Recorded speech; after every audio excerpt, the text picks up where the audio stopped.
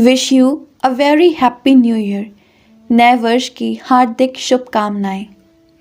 ये विशेस तो हमें खूब ढेर सारी मिलती हैं और हम भी दूसरों को देते हैं, पर क्या सिर्फ विश करने से या विश लेने से हमारा नया साल या आने वाला साल हैप्पी और प्रॉस्पेरस हो सकता है? इसके लिए हमें प्लानिंग करनी होगी, हमें तैयारी करनी होगी। हमें अपनी लाइफ की चीज़ों को उनकी प्रायोरिटीज़ के अकॉर्डिंग अरेंज करना होगा और फिर हमें न्यू ईयर की तैयारी करनी चाहिए।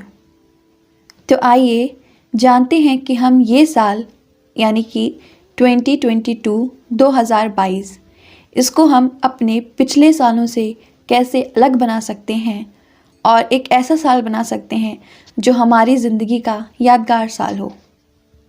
पर उससे पहले मेरी आप सभी से गुजारिश है कि प्लीज़ इसे पूरा एंड तक सुनिएगा और फिर मेरी गारंटी है कि ज़रूर कुछ ना कुछ आप यहाँ से ऐसा सीख के जाएंगे जो आपका आने वाला साल बहुत बेहतर बना सकता है। तो हम सब ये तो जानते हैं कि बाबा सिर्फ भाव के भूखे हैं। बाबा के लिए हमें कोई कठिन व्रत या कोई भी पूजा नहीं करनी पड़ती, बल्कि अगर हमारे सच्चे भाव और अच्छे भाव हैं तो हमारी सबसे बड़ी पूजा बाबा के प्रति यही हो सकती है। पर भाव का रियल मीनिंग क्या है? सही मायने क्या है भाव का? बाबा हमसे कैसा भाव मांगते हैं?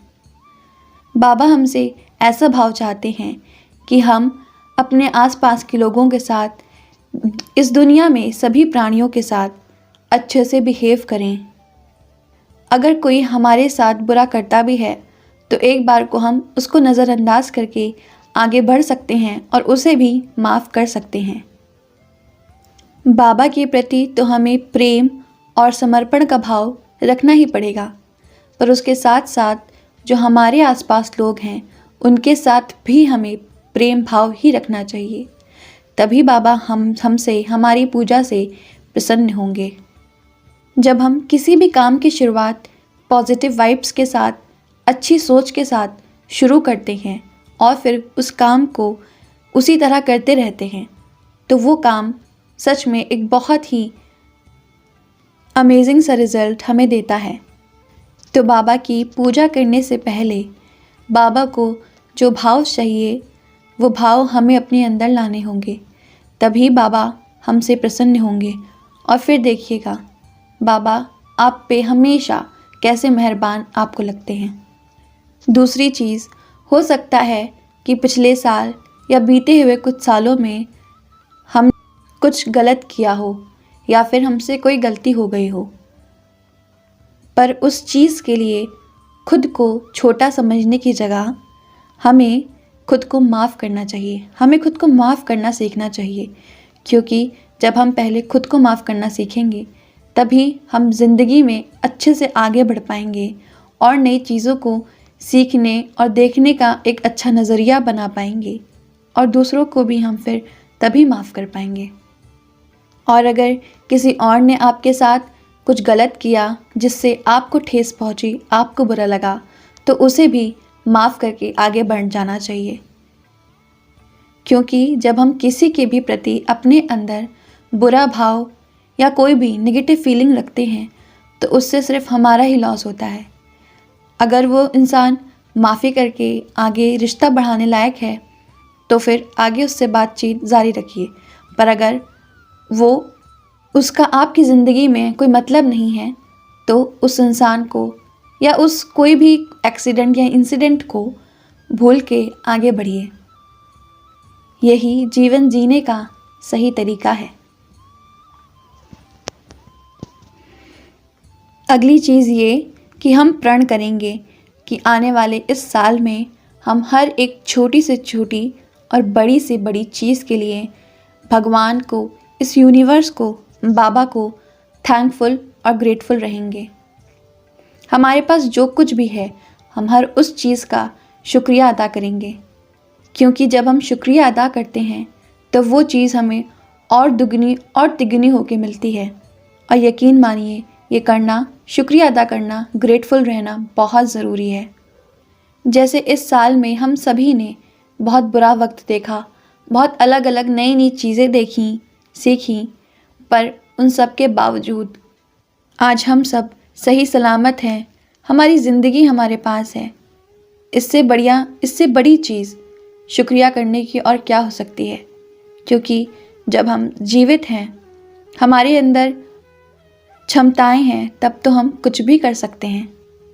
अगली चीज़, अगर इस साल या पिछले कुछ सालों में आपसे किसी के सामने या किसी के लिए कोई गलती हो गई हो, तो उसके लिए आपको बुरा फील करने की बिल्कुल ज़रूरत नहीं है, बल्कि हम माफ़ी मांगेंगे और आगे बढ़ेंगे। और माफ़ी मांगने वाला कभी छोटा नहीं होता, बल्कि माफ़ी मांगने वाला हमेशा बड़ा होता है और माफ़ी देने वाला हमेशा छोटा होता है। तो बिना किसी हिचक के आपसे कभी भी कोई भी गलती हो गई हो, उसके लिए माफ़ी मांगिए और रिश्तों में मिठास के साथ अगले इस साल को वेलकम करिए। कभी कभी हमारे कुछ मीठे या थोड़े से अच्छे शब्द बिगड़ती हुई चीज़ें या रिश्तों को बना देते हैं, संभाल लेते हैं। तो हमसे कभी भी कोई भी गलती हो जाए, उसके लिए माफ़ी मांगने से हमें कभी भी पीछे नहीं हटना है। अगली चीज़, हम ये ध्यान रखेंगे कि हमारे आसपास जितने भी लोग हैं, हमारे जितने भी रिश्ते हैं, सब में हार्मोनी हो, सब में प्यार हो, क्योंकि ये एक पीसफुल और सुखद जीवन जीने के लिए बहुत इम्पॉर्टेंट है।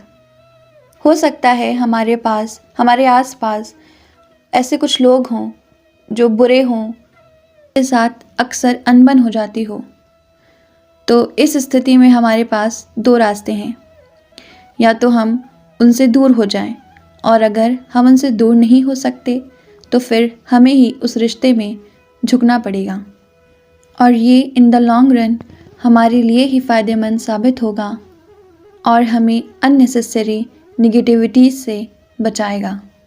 और सबसे मेन बात हम इस ईयर जो ज़रूर करेंगे और रोज़ करेंगे, वो ये है कि हम बाबा के सामने रोज़ एक दिया ज़रूर जलाएंगे। और ये यकीन मानिए बहुत ज़रूरी है, बाबा के सामने रोज़ उजाला करना, दिया जलाना बहुत ज़रूरी है। तो हम इस साल ये काम तो रोज़ करेंगे। और सुबह उठने पे सबसे पहला थॉट हमारे दिमाग में होगा, वो ये होगा कि हम हर एक चीज़ के लिए थैंकफुल होंगे, शुक्रिया अदा करेंगे बाबा को। और फिर ये हमारे पूरे दिन भर में एक पॉजिटिविटी जनरेट कर देगा, जो हमारे लिए बहुत ज़रूरी है। और हमें हमेशा ना एक देने वाला बनना चाहिए, लेने वाला नहीं। जो हमेशा बाबा से भी रोता रहता है, मांगता रहता है, बाबा भी फिर उससे नाराज़ हो जाते हैं और फिर वो भी उसकी नहीं सुनते। अगर जो बार बार एक ही चीज़ बाबा से बोलता रहता है, मांगता रहता है, तो फिर उस चीज़ का कोई असर नहीं रह जाता। इसीलिए अगर आपको कुछ भी बाबा से कहना है या मांगना है, तो एक बार कहिए, बाबा एक बार में सुन लेते हैं। अगर उनको सुनना होगा तो एक बार में सुन लेंगे, वरना नहीं। हमेशा देने का भाव रखिए अपने अंदर, क्योंकि जो खुशी और जो पॉजिटिविटी देने से आती है, वो लेने से नहीं आती। हमें तो जो मिलना होगा वो मिल ही जाएगा, उसकी कोई चिंता नहीं है। पर हमारे पास जो कुछ भी पॉसिबल चीज़ें हैं, हमें उसको देने से कभी भी पीछे नहीं हटना चाहिए। जैसे हम ज़रूरतमंदों की मदद कर सकते हैं, जो उनके लिए हेल्पफुल हों। और सच में जब हम कुछ दूसरों के लिए करते हैं ना, जब हम दूसरों को अपनी तरफ से कुछ देते हैं, जो हम कर सकते हैं वो करते हैं, तो फिर उससे हमें एक बहुत शाबाशी मिलती है। एक तो बाबा से, इस यूनिवर्स से, और दूसरा हम खुद भी अंदर से, हमारा मन जो होता है एक पीस और हैप्पीनेस, वो हमें मिलती है। So try to be a giver, not a seeker all the time. और सबसे इम्पॉर्टेंट बात हमारी लाइफ में, हम हर चीज़ में थोड़ी और पॉजिटिविटी क्रिएट करने की कोशिश करेंगे। और कभी भी हमें किसी के प्रति जलन की भावना नहीं रखनी चाहिए, किसी से जलना नहीं चाहिए, बल्कि दूसरों की खुशियों में खुश होना चाहिए। और जब हम ऐसा करते हैं तो हमें हमारी खुशियाँ और दुगनी होकर मिलती हैं।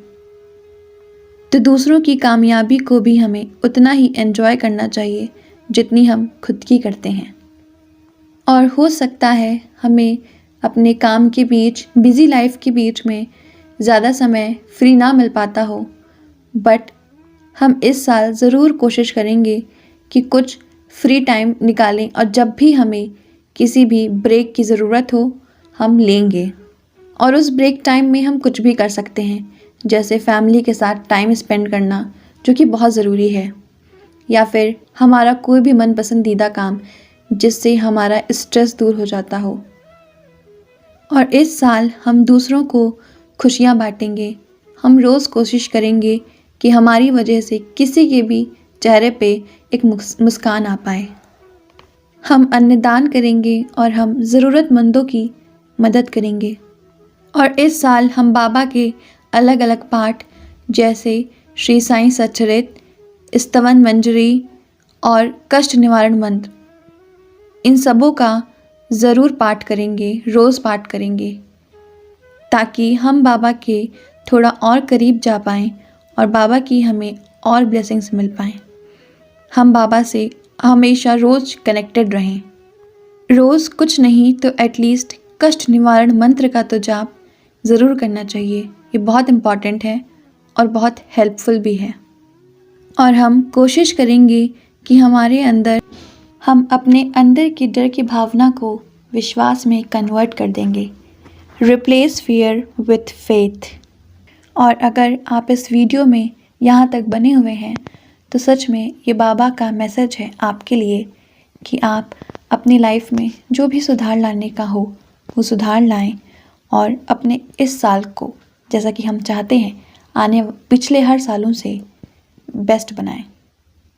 उम्मीद है ये सारी बातें आपको मेरी अच्छी लगी हों और आप ज़रूर इन चीज़ों को अपने लाइफ में शामिल करें।